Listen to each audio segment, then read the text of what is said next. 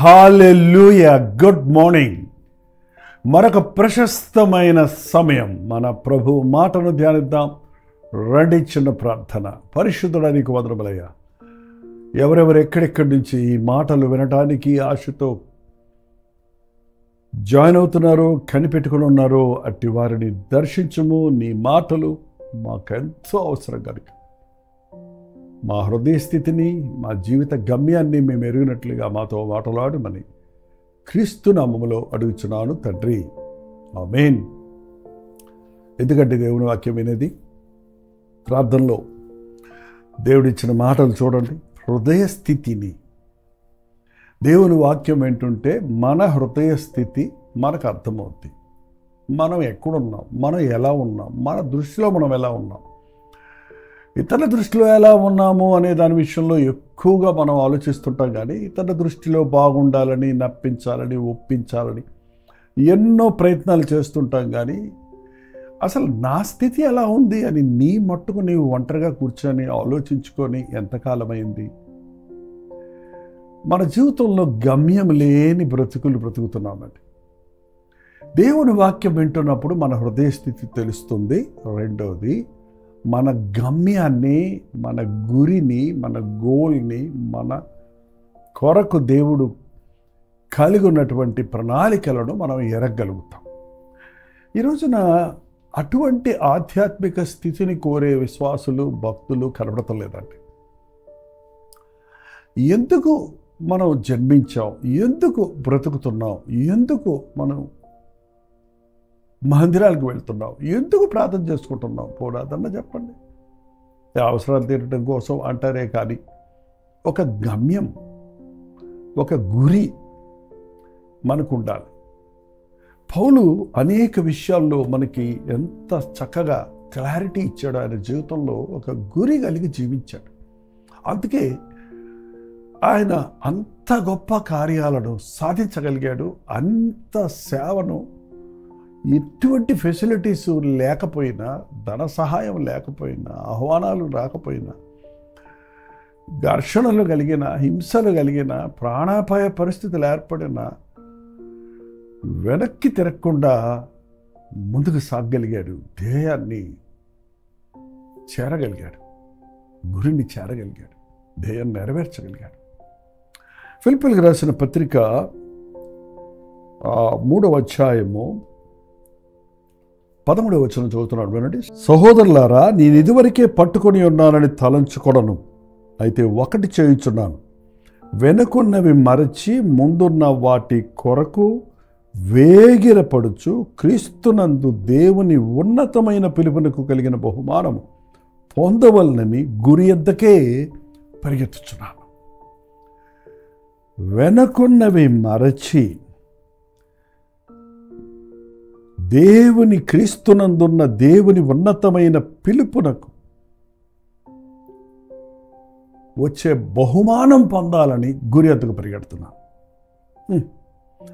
నేను అయిపోయింది, గోల్ చేరిపోయాను అనుకోవట్లేదు. ఇంకా I am still on my way to reach the goal.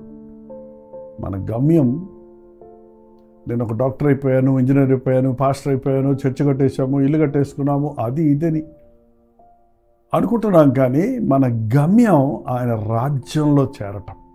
అంతవరకు మనం ముందుకు సాగాలి. ఎంత స్పష్టంగా చెప్తున్నాడు చూడండి పౌలు. ఆయన ఎంతో గొప్ప సేవ చేశాడు, చేస్తున్నాడు. కానీ అయింది, అవ్వటం, అయిపోయింది అంటం లేదండి. ఒకటి చేర్చున్నాను, వెనకున్నవి మరిచి ముందున్న వాటి కొరకు వేగిరపడుచు క్రీస్తు యేసునందున్న ఉన్నతమైన పిలుపునకు కలుగు బహుమానం పొందవలనని గురి వద్దకు పరిగెత్తుచున్నాను. గురి గురి గురి గురి గురి గురి అనే మాట మీ మనసులో పండివ్వండి. వాళ్ళ గురి, జీవితానికి ఒక ధ్యేయం, ఒక పనికి ఒక గురి. గురి గురి పెట్టి, ఈ పిస్టల్ పేల్చేవాళ్ళు, తుపాకులతో పేల్చేవాళ్ళు చాలా గురి పెడతారు. అంబులు వేసేవాళ్ళు బాగా ఆ సెంటర్ పాయింట్లో కొట్టాలంటే వాడు బాగా కాన్సన్ట్రేషన్ అంతా దాని మీదే ఉంటుంది. దానికోసం ప్రయాసపడతారు. చాలామంది జీవితంలో ఒక గురి లేదండి. అందుకే ఏది సాధించలేరు. ఇది చేసి ముగిస్తాను అనేది లేదు. అన్నీ కాస్త కాస్త కాస్త కాస్త చేస్తారు. ఆ ఎదురుగుండా నిలబడి గురి చూడవయ్యా అంటే చుట్టూనే చూస్తుంటారు. బ్లర్ అంటారు చూసారా, ఈ కెమెరాలో మనం లెన్సెస్ అరేంజ్ చేసినప్పుడు ఆ యొక్క కరెక్ట్గా ఫోకస్ చేయాలి. ఆ ఫోకస్ లేకపోతే కొంచెం అవుట్ ఆఫ్ ఫోకస్ అయిందంటే బ్లర్ అయిపోద్ది, పిక్చర్ రాదు సరిగా. సేమ్ అదే మాదిరి మనం ఫోకస్ చేయలేకపోతున్నాం ఒక విషయం మీద, ఒక్క విషయం మీద ఫోకస్ చేయలేకపోతున్నాం. అందుకనే మనకి ఏది అర్థం కావట్లేదు, మనకి ఏది చేయలేకపోతున్నాం. అక్కడ ఎన్నెన్నో ఉన్నాయి, ఏంటేంటో ఉన్నాయి, ఏదో చేయాలనుకుంటాం, ఏదో చేస్తున్నాం. ఎక్కడికో వెళ్ళామనుకుంటున్నాను, ఏదో కొనుక్కుందామని మార్కెట్కి వెళ్ళాను, మరి ఏదో కొనుక్కొని వచ్చాను. ఎంతమంది జీవితాలండి, ఏదో బిఏ చదువుకుందాం అనుకున్నాను, మళ్ళీ బీఎస్సీలో చేరాను. ఇట్లా చాలామంది యవనస్తులు కూడా చెప్తున్నారు ఈ రోజున. ఇది సగం అది సగం చేసేవాళ్ళు కూడా చాలామంది ఉన్నారు. కొంచెం అడ్డు వచ్చిందంటే పక్కదారి వెళ్ళిపోదాం, లేకపోతే ఆగిపోదాం అనుకుంటున్నారే కానీ గురి ఎంతకు చేరాలి? బతుకులో గురుందా? మీకు ఒక గురుందా? అసలే మన గురువులు చాలా ఉంటాయి. మనకు బోల్డ్ ఆశలు ఉంటాయి, కోరికలు ఉంటాయి. గొంతెమ్మ కోరికలు అంటారు మన పల్లెటూరులో. ఏది పడితే అది కోరటం అన్నమాట. మనకి ఎన్నెన్నో విపరీతమైన కోరికలు ఉంటాయి. కానీ ఇదైనా ఒక్క కోరిక ఒక స్ట్రాంగ్గా ఇది నేను సాధించాలి అనే ఈ సంగీతం నేర్చుకోవాలి, ఈ పాటలు నేర్చుకోవాలి, ఈ వాక్యం నేర్చుకోవాలి, పోనీ ఈ కోర్స్ చేసి ముగించాలి, నేను ఇందులో ఎక్స్పర్ట్ అవ్వాలి అని ఏదైనా ఒక వృత్తిలో కానీ, ఒక చదువులో కానీ, ఒక ప్రణాళికలో కానీ, ఒక కార్యాన్ని సంపూర్ణం చేయడానికి కానీ ఉదయం లేచిన దగ్గర నుంచి సాయంత్రంలోగా నేను ఇది ముగించాలి. ఇవాళ చాలామంది మన దేశంలో సోమరులుగా ఉంటున్నాం. అనేక మనుషులు సోమరులండి. ఇక్కడే కాదు, ఏ దేశమైనా అంతే. మనమైతే కొంచెం ఎక్స్పర్ట్స్ అందులో. ఎందుకంటే కబుర్లు ఎక్కువ చెప్తాం, పనులు తక్కువ చేస్తాం. మనకి అది అలవాటు. మనకు మేధావి శక్తి లేక కాదు, మనకి సామర్థ్యం లేక కాదు, బలం లేక కాదు. చెప్పాలంటే ఇండియన్సే ఎక్స్పర్ట్స్గా ఉన్నారు అన్ని చోట్ల.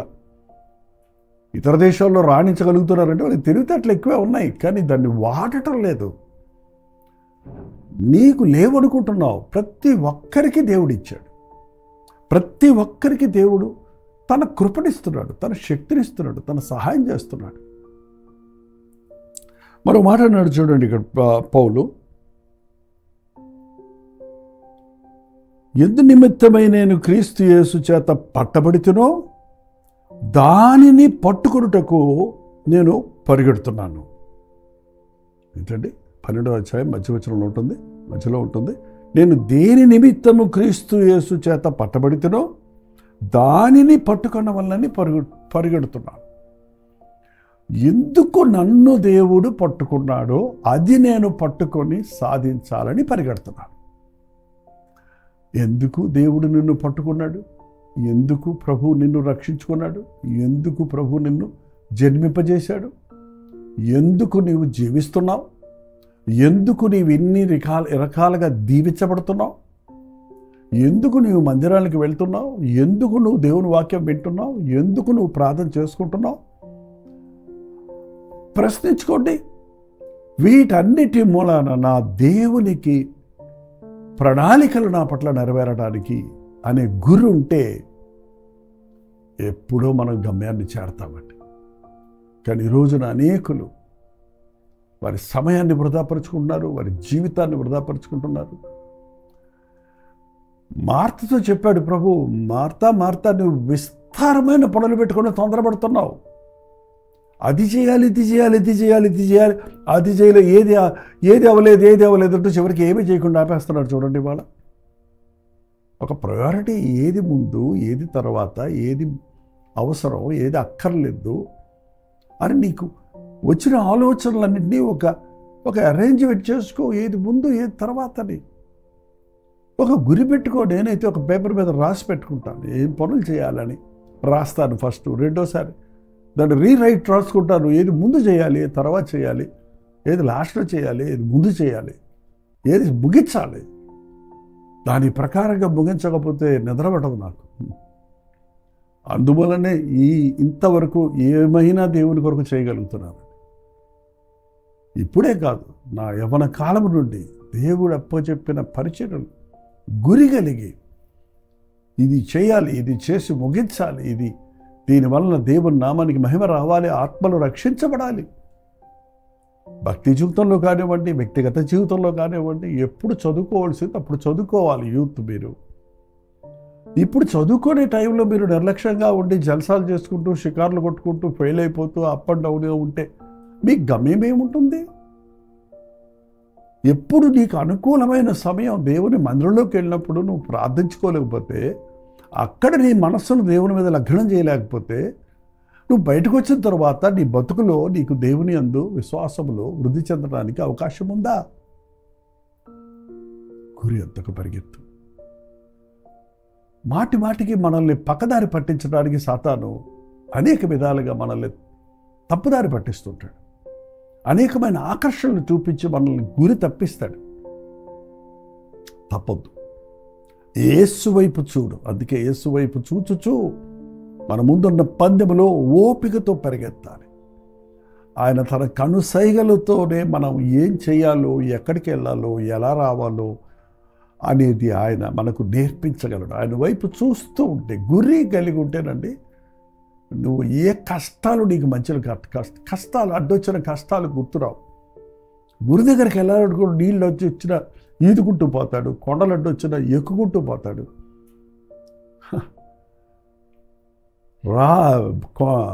ఆటంకాలు కలిగితే దున్నుకుంటూ పోతాడే కానీ ప్రతి దానికి సాకులు చెప్పుకుంటూ ఆగిపోతే బ్రతుకులు ఏమీ సాధించలేవు.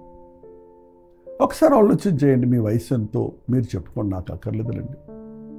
మీ జీవితంలో ఏదైనా గురి ఉందా? ఏదన్నా అనుకున్నది సాధించారా? మీ స్టడీస్ ముగించారా? మీ ఫ్యామిలీ లైఫ్లో మీ జీవితాన్ని సక్సెస్ఫుల్గా గడుపుతున్నారా? ఇంకెప్పుడు గొడవ పెట్టుకోకూడదు అని నిర్ణయం చేసుకుంటున్నారు. ఇంకెప్పుడు కోపడకూడదు, అదుపులో పెట్టుకోవాలని నిర్ణయం చేసుకుంటున్నారు. మరి ఆ గురి కలిగి ఉంటున్నారా? ఆ గురి కలిగి ఎన్ని నష్టాలు వచ్చినా, కష్టాలు వచ్చినా, శోధనలు వచ్చినా, టెంప్టేషన్ వచ్చినా మీరు దేవుని కొరకు నిలబడగలిగితే దేవుని యొక్క ఉద్దేశాలు మన పట్ల నెరవేరుతాయి. ఫోకస్ చేయండి. ఏ పని చేస్తున్నప్పటికీ దాని మీద మనసు పెట్టండి. ఇంకా సింపుల్గా ఇంగ్లీష్ మాటలు వదిలే, మనసు పెట్టండి, దృష్టి పెట్టండి. దాని మీదనే మీ మనసు లగ్నం చేయండి. అదయ్యే వరకు పరధ్యానానికి చోటివ్వకండి, పరవిషయాలకు చోటివ్వకండి. అప్పుడు గొప్ప కార్యాలు దేవుడి కొరకు చేయగలుగుతాం. దేవుడు మన కొరకు పెట్టిన ప్రణాళికలన్నీ మనం నెరవేర్చగలుగుతాం. ఎందు నిమిత్తమై మనల్ని ఆయన పట్టుకున్నాడో అది మనం పట్టుకుంటే, ఆ గురి ఎంతకు పరిగెడితే గమ్యం చేరగలుగుతాం. మనం ఎక్కడికి పరిగెడుతున్నామంటే ఆయన రాజ్య వారసులుగా, ఆయనతో పాటు నిరంతరం ఉండే పరలోక రాజ్యానికి చేరు వరకు పరిగెడుతూనే ఉండాలి. అలయక పరిగెత్తాలి, సొమ్మసిల్లక సాగిపోవాలి. ప్రభు కొరకు పరిగెడుతున్నప్పుడు ఓపికతో పరిగెత్తాలి. ప్రేమతో, ప్రభు ప్రేమేదన్న ప్రేమతో ఆకర్షితులమై, లోకానికి ఆకర్షితులు కాకుండా, పరదృష్టి లేకుండా, పరధ్యానం లేకుండా యేసు వైపు చూడటం నేర్చుకోండి. ప్రభా, నీ వైపే నా కనులు ఎత్తుచున్నా, నాకు సహాయం ఎక్కడ ఉండవచ్చు? నీవు మాత్రమే నాకు సహాయం చేయగలరు. నిన్ను చేరుటకు నాకు సహాయం చేయి. నీ చిత్తము నెరవేర్చుటకు నాకు కృప చూపించని ప్రతిరోజు ప్రార్థనతో మన దినచర్య ప్రారంభిద్దాం. సాయంత్రంలోగా దేవుడు చెప్పిన, దేవుడు ఆశించిన, దేవుని ప్రణాళికలో ఉన్న పనులను, కార్యాలను మనం చేసి ముగిద్దాం. ప్రార్థన. పరిశుద్ధుడ, ప్రేమగల తండ్రి,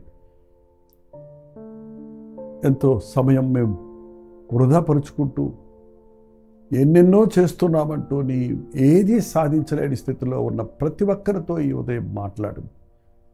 ఎవరు ఎక్కడ ఎటువంటి స్థితిలో ఆగిపోయి ఉన్నారో, ఎక్కడ వారి మనసులు చెదిరిపోయి ఉన్నావో, ఒక గురి లేని జీవితాన్ని జీవిస్తూ నిర్లక్ష్యంగా, నిరుత్సాహంతో కుంగిన వారిగా నిలిచిపోయి ఉన్నారు అట్టి వారిని ఈ సమయంలో నజరుడైన యేసుక్రీస్తు నామములో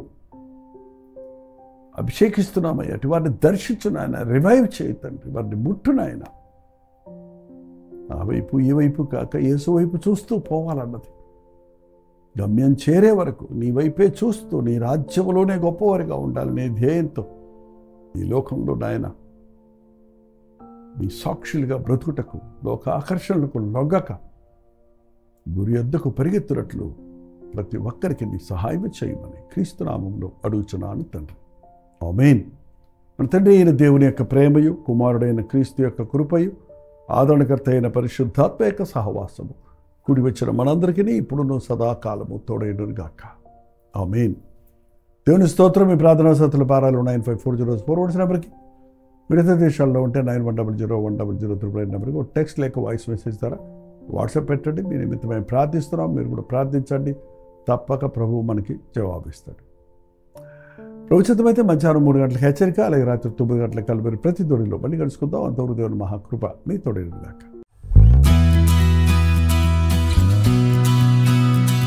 హల్లెలూయా. న్యూఢిల్లీ పరిసర ప్రాంతాల్లో ఉన్న వారికి శుభవార్త. ప్రభుత్వమైతే ఈ నవంబర్ 12వ తారీఖున YWCA కాన్స్టంటియా హాల్లో 1 డే గెట్ టుగెదర్ను న్యూఢిల్లీలో మీ కొరకు ఏర్పాటు చేస్తున్నాం. మధ్యాహ్నం 2 గంటల నుంచి 6 గంటల వరకు, అలాగే 6 గంటల నుంచి 9 గంటల వరకు జరిగే ఈ 2 సెషన్స్ తెలుగువారు, హిందీవారు, తమిళ వారు మీరు పాల్గొంటారని మనందరం కలిసి దేవుని స్తుతించడానికి, ప్రార్థించుకోవడానికి, ముఖ్యంగా టీవీ ద్వారా, సోషల్ మీడియా ద్వారా వాక్యం వింటున్న మిమ్మల్ని ముఖాముఖిగా చూడాలని, మీకోసం ప్రార్థించాలని, వ్యక్తిగతంగా మీకోసం ప్రార్థించాలని వెళ్ళి వస్తున్నాం. రండి, పాల్గొనండి, దైవాశీస్సులు పొందండి. మరిన్ని వివరాలు కావాల్సిన వారు 8939393939 నెంబర్కి కాల్ చేయండి, లేదా ఈ QR కోడ్ స్కాన్ చేసుకోండి. గుర్తుపెట్టుకోండి, నవంబర్ 12వ తారీఖు న్యూఢిల్లీలో YWCA కాన్స్టంటియా హాల్లో, అశోక్ రోడ్లో ఉన్న హాల్లో ఈ 1 డే గెట్ టుగెదర్ జరుగుతుంది. రండి, మీ స్నేహితుల్ని, బంధువుల్ని అందరినీ కూడా ఆహ్వానించండి. తప్పక వస్తారు కదా.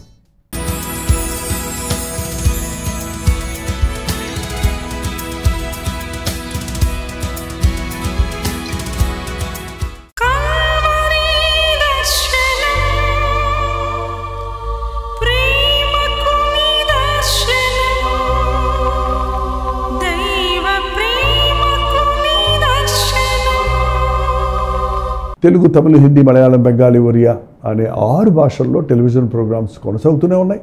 భారభరితమైన పరిచయంలో మీరు సహకరించాలని ఆశిస్తే, ప్రభువు మిమ్మల్ని ప్రేరేపిస్తే మీ విరాళాలు, కానుకలు డాక్టర్ జై ఫౌండేషన్స్ అనే ట్రస్ట్ నెంబర్కి మీరు పంపించవచ్చు. అవి నేరుగా టీవీ ఛానల్స్కి వెళ్తాయి. అందులో ఏది మేము మా సొంత ఖర్చుల కొరకు ముట్టుకోవటం లేదు, వేరే పరిచయ కొరకు ముట్టుకోవటం లేదు. టెలివిజన్ పరిచయలో ఇంకా సువార్త వినని వారికి అది అందించాలని ఆశతో ఒక 20 సంవత్సరాలుగా కొనసాగుతున్న పరిచయం కొరకు ప్రార్థించండి, మీ సహకారాన్ని అందించండి.